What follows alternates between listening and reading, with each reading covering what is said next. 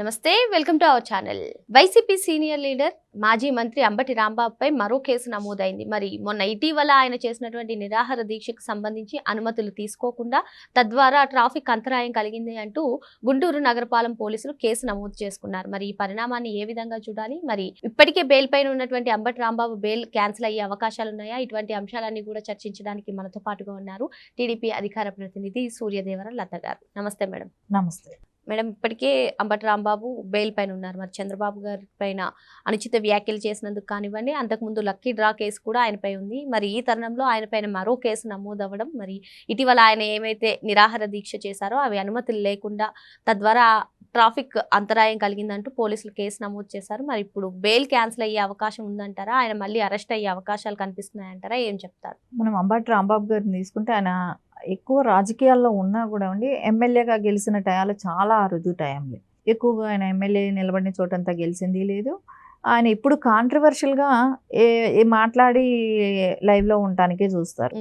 అంటే ఏదో వివాదాస్పద వ్యాఖ్యలు చేయటం, నోటికొచ్చినట్టు బాబు గారినే కానివ్వండి ఇలా మాట్లాడటం కానివ్వండి, దాని మూలాన ఆయన ఎప్పుడు మీడియా పరంగా కనపడతా ఉంటే దాని మూలన మనకు పేరు వస్తుంది. నన్ను ఒక గుర్తుపెట్టుకున్న ఒక నాయకుడిగా నన్ను ఒక గుర్తుపెట్టుకున్నారనే ఒక ఫీలింగ్లో ఉంటుంటాడు ఆయన.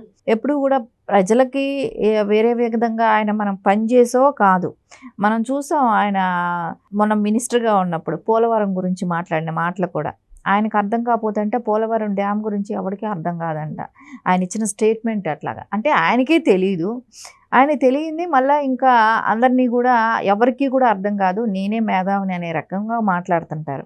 ఇంకోటి ఏ కమ్యూనిటీ పరంగా కూడా తిట్టారు, ఆయన మాట్లాడారు.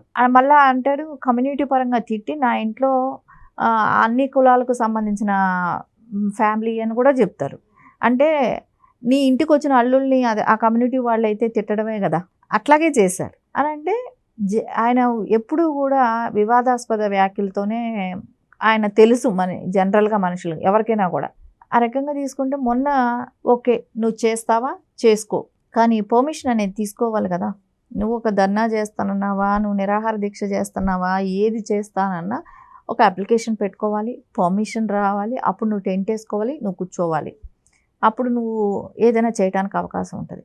కానీ అట్లా కాదు కదా. నువ్వు ఎందుకు పర్మిషన్ తీసుకోకుండా అలా టెంట్ వేసుకొని నిరాహార దీక్ష నేను 12 గంటలు చేస్తాను అని చెప్పి అలా కూర్చోవటం అనేది కరెక్ట్ కాదు కదా. అంటే వీళ్ళు వ్యవస్థలకి ఒకవేళ లీగల్గా ఏదైనా చట్టపరంగా ఉన్న పర్మిషన్స్ తీసుకొని మనం అప్పుడు పని చేసుకుందామని అయితే అనిపించట్లా. ఎక్కడెక్కడ ఒక రౌడీయిజం నేను చేస్తే ఎవరు అడుగుతారు. ఒకవేళ అది కూడా ఒకవేళ చేసేటప్పుడు ఒకవేళ పోలీసులు లాగేసున్నా పర్మిషన్ లేదని అన్నా కూడా దాన్ని ఇంకొక రకంగా మాట్లాడేవాళ్ళు.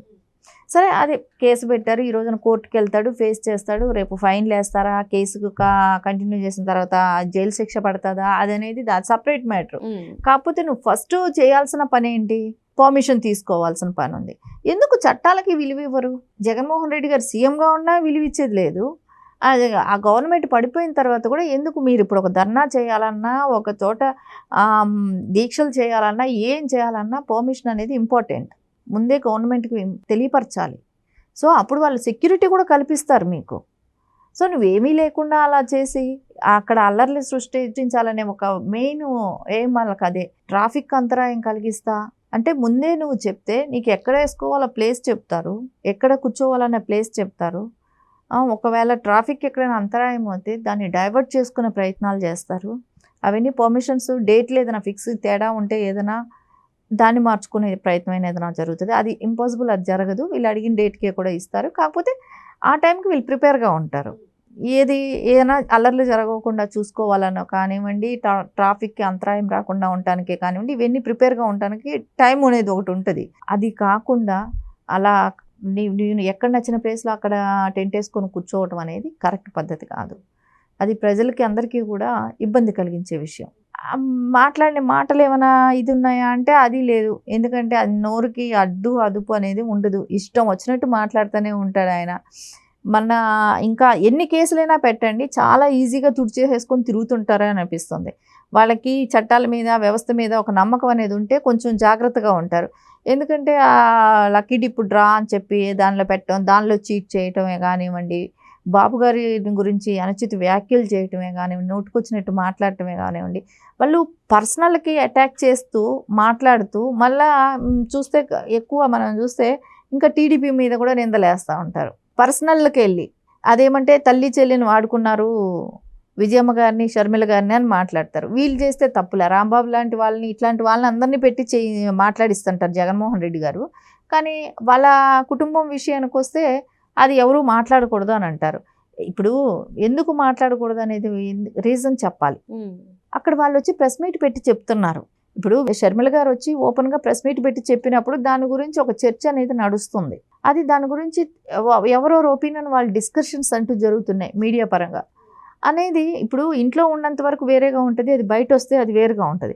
కానీ ఇక్కడ ఇవన్నీ చర్చలు జరుగుతున్నాయి అని అన్నప్పుడు ఖచ్చితంగా దానిలో ఎంతో వాళ్ళు బాధపడ్డారు, బయట వచ్చారు అని అన్నప్పుడు అది ఒక పార్టీకి జగన్మోహన్ రెడ్డి గారు అధ్యక్షులుగా ఉన్నారు కాబట్టి, వైసీపీ కాబట్టి, క్యాడర్ కాబట్టి, వాళ్ళు గతంలో వైసీపీకి అండగా ఉన్నారు కాబట్టి ఈ విధంగా డిస్కషన్స్ అంటూ నడుస్తాయి.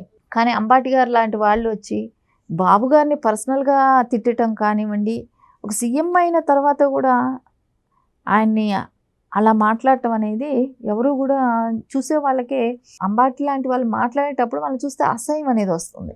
ఎందుకు రాజకీయాలు ఓకే హుందాతనంగా జరగాలి కానీ కక్షతో కాదు.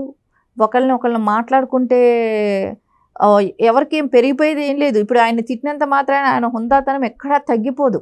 ఆయన ఒక కొండ, ఒక శిఖరం లాంటి వ్యక్తి. ఆయన చూసే స్థాయిలో కూడా నువ్వు లేవు. ఇప్పుడు ఇలా పైకెత్తి చూడాలంటే ఆ చూసే స్థాయిలో కూడా లేరు ఆయన. అలాంటి వ్యక్తిని నువ్వు, ఒక శిఖరం లాంటి వ్యక్తిని నువ్వు మాట్లాడినంత మాత్రాన నువ్వు గొప్పవాడివేమి అయిపోలేదు కదా. ఇంకో 10 మంది దగ్గర ఇంకా ఇప్పుడు వాళ్ళకి తెలిసిన లాంగ్వేజ్లో వాళ్ళు తిడుతుంటారు. కాకపోతే అది మీడియా పరంగా తిట్టుంటారేమో. ఇప్పుడు నువ్వు మైక్ ముందు పెట్టుకొని కెమెరాలు పెట్టుకొని తిట్టావేమో, వాళ్ళు అట్లా తిట్టరు. పబ్లిక్లో వందల వేల మంది తిడుతూ ఉంటారు జనరల్గా ప్రజలు. నేను అనేది అది ఎవరి గొప్ప, అప్పుడు శిఖరం ఎప్పుడు అట్లాగే ఉంటుంది, అది ఉన్నతంగానే కనపడుతుంది ప్రజలకి. ఇది మీలాంటి ఇప్పుడు అంటాం సామెత కూడా ఉంది, కొండను చూసి కుక్కలు మురుగుతాయి పట్టించుకోకూడదు అని. సో వాళ్ళు అలాగే అనిపిస్తున్నారు ప్రజలకి. సో ఖచ్చితంగా ఏదైతే అంబాటి గారు చేస్తున్నదన్నీ కూడా వ్యతిరేక కార్యకలాపాలు చేస్తూ కేసులు పెట్టారు, కక్షపూరితంగా జరుగుతుంది అని చెప్పి మాట్లాడటం కరెక్ట్గా. నిరాహార దీక్షలో కూడా ఎవరిని వదిలే ప్రసక్తే లేదని చెప్పి ఆయన కామెంట్స్ చేశారు. మళ్ళీ ఇప్పుడు ఆయన పైన కేసు, ఇప్పుడు ఎలా రియాక్ట్ అవుతుండొచ్చు అంటారు? అంటే ఇప్పుడు ఆయన ఎవరిని వదలను చెయ్యను అని అంటే, ఇది సమాజంలో ఉన్నాం మనం. ఈ సమాజంలో ఎవరు ఎక్కడ ఎప్పుడు అయినా కూడా దానికి రెస్పాన్సిబిలిటీ అనేది వాళ్ళే తీసుకోవాలి. ఇప్పుడు నారా చంద్రబాబు నాయుడు గారిని అరెస్ట్ చేయగలిగారు కానీ ఆయన మీద కేసు నిరూపణ అయితే అవ్వలేదు కదా, చేయలేకపోయారు కదా. నిజం అనేది ఎప్పటికైనా నిలకడ మీద తెలుస్తుందని అంటారు. సో ఆ నిజం ఆయన తప్పు చేయనప్పుడు ఎప్పటికైనా మీరు కక్షతో ఆయన అరెస్ట్ చేశారనేదే ప్రజలందరూ కూడా గమనించారు. ఆ రోజుల్లో అప్పుడే గమనించినవి, అప్పుడే దాని రిజల్ట్ కనపడిపోయింది. సో దాన్ని చూసి తట్టుకోలేక ఆయన్ని ఒక జైల్లో పెట్టగలిగారే కానీ కేసు నిరూపణ అయితే చేయలేకపోయారు. అదేలాగా నువ్వు ఎన్ని మాట్లాడినా ఏం చేసినా నువ్వు బెదిరించే బెదిరింపులకైతే ఎవరు భయపడే పరిస్థితి అయితే ఉండదు. నువ్వు అధికారంలో ఉన్నప్పుడే భయపడలేదు. నువ్వు పీక కోసేస్తానంటే కూడా జనాలు ఎంతమంది కార్యకర్తలను చంపేస్తానంటే కూడా వాళ్ళు చెప్పాలనుకున్న శ్లోకం జై తెలుగుదేశం చెప్పారు, జై నారా చంద్రబాబు నాయుడు గారు చెప్పారు. అంతేగాని వైసీపీ గురించి ఎక్కడా కూడా పీక మీద కత్తి పెడితే కూడా వాళ్ళు ఏ రోజు కూడా మీ గురించి గొప్పగా చెప్పలేదు. అంటే దాని అర్థం చూడండి, ప్రజల్లో ఎంత విశ్వాసంతో కూడుకుపోయింది. ఇప్పుడు ఈ రోజు నువ్వు బెదిరించే బెదిరింపులకి రివెంజ్ తీర్చుకోవాలంటే ఈ రోజున పెద్ద టైం పట్టదు, కానీ అవసరం లేదు. ఇప్పుడు మీలాంటి వాళ్ళని గురించి ప్రభుత్వంలో ప్రతినిత్యం ఇలాంటి వాళ్ళని గురించి ఆలోచించి టైం వేస్ట్ చేసుకోవాలనేది చంద్రబాబు నాయుడు గారి ఉద్దేశము కాదు, లోకేష్ గారి ఉద్దేశం కూడా అది కాదు. సో ప్రభుత్వ పరంగా ముందుకు ఎలా వెళ్ళాలి, ప్రజలకు ఎలా న్యాయం చేయాలి, ఏ డెవలప్ దిశగా ఎట్లా వెళ్ళాలి, అమరావతిని కంప్లీట్ చేయాలి, ఈ దిశగా పనిచేస్తున్నారు. కానీ ఇది ఓన్లీ ఒక అంబాటి రాంబాటిపో ఇంకొకళ్ళు అనేది అయితే అవసరం ఉండదు. మరో అంశంతో మళ్ళీ కలుద్దాం. Thank you madam. నమస్తే.